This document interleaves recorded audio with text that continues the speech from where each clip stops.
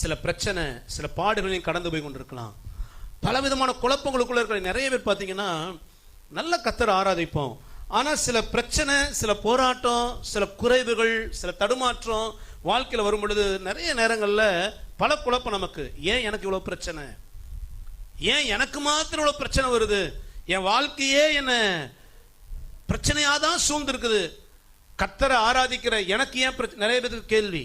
நான் நல்லா தானே கர்த்தரை ஆராதிக்கிறேன், நான் கர்த்தரை உண்மையாக சேவிக்கிறேன், நான் ஊழியம் பண்றேன், எனக்கு ஏன் பிரச்சனை? இன்னும் சில பேர் நான் எப்போ ரட்சிக்கப்பட்டேனோ அதுல இருந்து என் வாழ்க்கையில பல பிரச்சனை பாஸ்டர். நான் ஒழுங்கா கர்த்தருக்கு காணி கொடுக்கிறேன், தசமம் கொடுக்கிறேன், ஊழியங்களை தாங்குறேன், ஆனாலும் என் வாழ்க்கையில ஒரு பொருளாதார ஆசீர்வாதம் பெருசா இல்லை.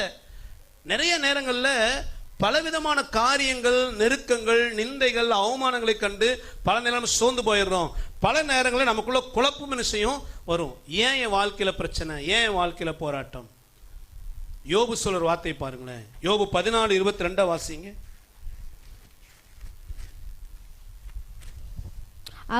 அவன் மாம்சம் அவனில் இருக்கும் அளவும், அவன் மாம்சம் அவனில் இருக்கும் வரைக்கும் அதற்கு நோவிருக்கும், அவன் ஆத்துமா அவனுக்குள் இருக்கும் மட்டும் அதற்கு துக்கம் உண்டு என்றான். போதும். யோபு சொல்றாரு, பல பாடுகள் மத்தியில் யோபு சொல்றாரு, அவன் மாம்சம் இருக்கிற வரைக்கும் அவனுக்கு என்ன இருக்குமா? இந்த மாமிசங்கிறது சரீரம்.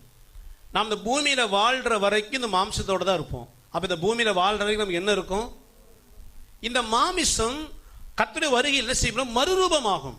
இந்த ரத்தமும் மாமிசமுமா இருக்கிற இந்த சரீரம் மறுரூபமாகி மகிமையின் சாயலோடு நம்ம எடுத்துக்கொள்ளப்படுவோம். அப்போதான் இந்த மாமிசம் மாறுகிறது. அப்ப இந்த மாமிசம் மாறுகிற வரை, இந்த உலகத்துல இருக்கிற வரை நமக்கு என்ன இருக்குது? நோவு இருக்கு. ஆத்மா உள்ள இருக்கிற வரைக்கும் நமக்கு என்ன இருக்குது?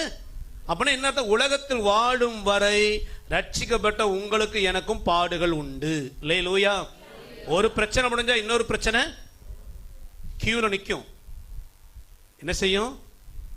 அப்பா இப்பதான் மூச்சு விட்டோம் பாஸ்டர், இந்த பிரச்சனை இப்பதான் முடிஞ்சிச்சேன்னு சாட்சி சொன்னேன், அடுத்து ரெடியா வந்து நிக்குது. சில நேரங்களில் சோர்ந்து போயிடுறோம், முறுமுறுக்கிறோம், ஆண்டவர்கிட்ட 1000 கேள்வி கேட்கிறோம். சில வேதத்தின் தெளிவு நமக்கு அவசியம். என் வாழ்க்கையை கர்த்தர் எப்படி வைத்திருக்கிறார்? பரலோகத்துக்கு ஆயத்தமாகிற என் வாழ்க்கை, என் பாதை எப்படி கர்த்தர் தீர்மானித்திருக்கிறார்?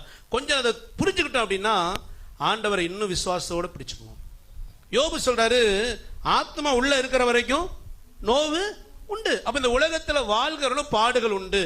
அப்போ இந்த பாடுகள் மத்தியில எல்லாரும் நானும் பாடுபடுறேனே, இந்த பாடுகளுக்கு பலன் மகிமையாய் தேவன் வைத்திருந்தாலும் நமக்கு ஒரு நம்பிக்கை தேவன் கொடுக்கிறார். என்ன அப்படின்னா 23 சங்கீதம் 4 வாசிக்கிறோம், நான் மரண இருளின் பள்ளத்தாக்கில் நடந்தாலும், தாவி சொல்றாரு, நான் நடந்தாலும் என்ன செய்ய மாட்டேன். ஏன் பயப்பட மாட்டாராம்? நான் தனியா இல்ல. நான் இந்த பிரச்சனைக்கு மத்தியில இன்னைக்கு உலக ஜனங்களை பாருங்க, புலம்புறாங்க, ஐயோ எனக்கு யாருமே இல்லைங்க, எல்லாரும் கைவிட்டாங்க, எல்லாம் வெறுத்துட்டாங்க, புலம்புகிறோம். கிறிஸ்தவர்களும் புலம்புறாங்க. ஏன் அப்படின்னா உலகத்தானுக்கு நம்பிக்கை இல்லை. என்னன்னா நான் தனியா அந்த பிரச்சனையை ஃபேஸ் பண்றேன். ஆனா கிறிஸ்தவனுக்கு ஒரு நம்பிக்கை இருக்கு. என்னன்னா தேவரீர் என்னோடு கூட இருக்கிறீர்.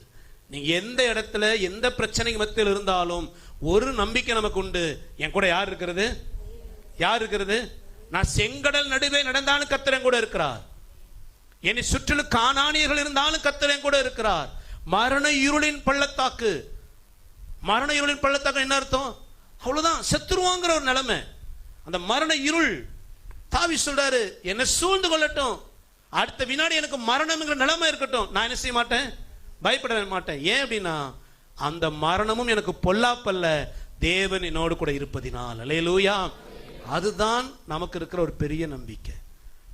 எத்தனை பாடுகள், எத்தனை பிரச்சனை தேவன் நம்ம அனுமதித்தாலும் நம்ம கூட அவர் இருக்கிறாருங்க. அப்படி கோலும் தடையும் நம்ம என்ன செய்யுமா? தேற்றும். இன்னொரு வசனம் சொல்லுது, நீதிமொழிகள் 18:10, கர்த்தருடைய நாமம் பலத்த துருகம், நீதிமான் அதற்குள் ஓடி சுகம். துருகம் அப்படின்னா அந்த நாட்கள்ல ராஜாக்கள் ஒவ்வொரு தேசத்திலையும் ராணுவம் வச்சிருப்பாங்க. சண்டைகள் வரும் பொழுது திடீர்னு தோக்க நிலைமை வந்துச்சுன்னா இந்த துருகம், அதாவது ஒரு பெரிய கோட்டை மாதிரி கட்டி வைத்திருப்பார்கள். இந்த ராஜாவும் முக்கியமான மந்திரிமார்களும் போய் அதில் ஒளிஞ்சுக்குவாங்க.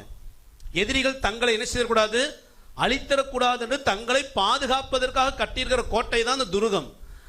கிறிஸ்தவர்களாக உங்களுக்கு எனக்கும் பெரிய துருகம் கர்த்தர் நாம மாத்திரமே. அல்லேலூயா. அப்ப ஆண்டவர் ஒரு நாள் என்ன செய்யல, பாடுகள் வழியே நடத்தினாலும் அவர் நம்மை கைவிடுகிறது இல்லை. அது பொருளாதார நெருக்கடியா இருக்கட்டும், வியாதியா இருக்கட்டும், மனுஷனால் வருகிற போராட்டமா இருக்கட்டும், குடும்பத்தில் ஏற்படுகிற சில சலசலப்புகளா இருக்கட்டும், நம்ம இருதயத்தில் உண்டாகிற மனசோர்வு, எல்லாவற்றையும் தேவன் அனுமதித்தாலும் கர்த்தர் நம்ம கூட இருக்கிறார், நம்மை கைவிட மாட்டார், நிச்சயமாய் நம்மை நன்மையாய் நடத்துவார். அல்லேலூயா. எத்தனை பேர் விசுவாசிக்கிறீங்க? அந்த பாடுகள் மத்தியில நம்ம தைரியமாய் நடக்க, அந்த பிரச்சனைகளை மேற்கொள்ள, நீங்கள் நானும் கர்த்தருடைய மகிமையின் வாழ்க்கையில் அனுபவிக்க கர்த்தர் கூடவே இருக்கிறார். அவர் நம்மை நடத்துவார். நாம் செய்ய வேண்டியதெல்லாம் பொறுமையா அந்த பாடுகள் மத்தியில கர்த்தர் கையை பிடிச்சுக்கிட்டு நான் நடப்பது மாத்திரமே. அல்லேலூயா. பிரச்சனை பார்த்து சோர்ந்து போயிடக்கூடாது. ஆண்டவரே, இந்த பிரச்சனை என் நன்மைக்காகத்தான். அல்லேலூயா.